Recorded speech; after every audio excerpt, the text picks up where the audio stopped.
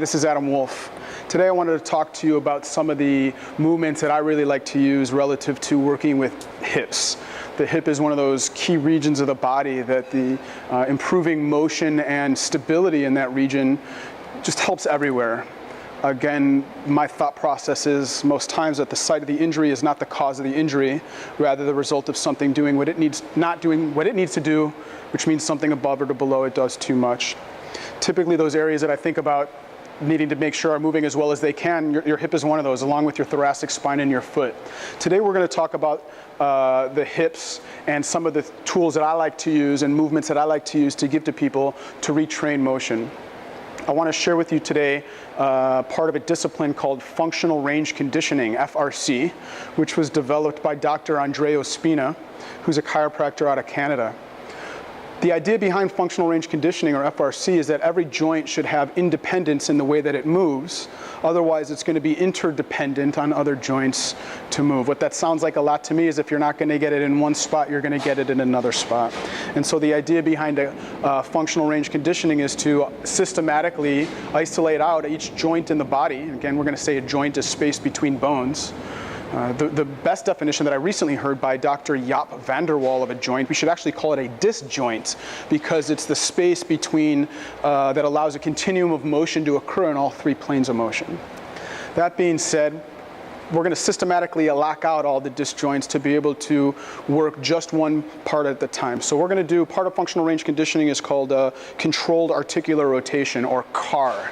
And so we're going to do hip CARs is what I want to go over, because it really has become one of my go-to movements for people when I'm teaching them to prepare for activity. And so a hip CAR, the idea behind a hip CAR is to squeeze your whole body and isolate out one joint and move that joint through the whole range of motion. If we think about the hip, we've got the acetabulum, and we've got the head of the femur, which sits, that's the ball in the socket. So you need to envision, basically what we're trying to do is trace and outline the femoral head through the whole range of acetabulum to get as much joint motion as possible. So I'll go ahead and demonstrate standing hip CAR, and then there's a bunch of regressions that we can use as well. So a hip CAR, the idea first is what we want to do is we want to irradiate and concentrate the contraction into one body part. So what we're going to do that is we're going to isometrically engage our whole body. You're going to squeeze it. So you're going to pretend like somebody's punching you in the gut. You're going to pack some air in your gut. You're going to squeeze your legs. You're going to squeeze your arms. What I'm going to do is I'm going to bring my leg up as high as I can. I'm going to flex it up. So we've taken up the sagittal plane. I'm going to bring my leg out to the side in the frontal plane.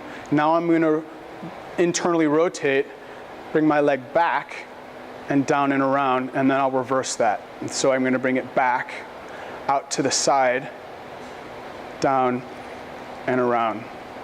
Okay, I'm going to go ahead and do that from the side so you can see what that looks like. I'm going to go ahead and flex my hip up, bring it out to the side, lift my foot up as high as I can, bringing it back and around, and then I'm going to reverse it. I'm going to extend, I'm going to bring my leg out, in and around. The idea is to get the full motion through the joint, one side of the body, and then compare one side of the body to the other. A couple of things to keep in mind as we're doing these CARs, or any movement for that matter, and that's if you experience the pain in the closing angle of the joint, that's not good. Let's define joint, again, space between bones. So if we're looking at my elbow and my elbow flexes, I bend my elbow, my bicep is the closing angle, my tricep is the opening angle. Anywhere in the body, you'd expect to feel sensation more on the opening angle than closing angle. So when I flex my shoulder up and I feel it up at the top and not down here, that's not good.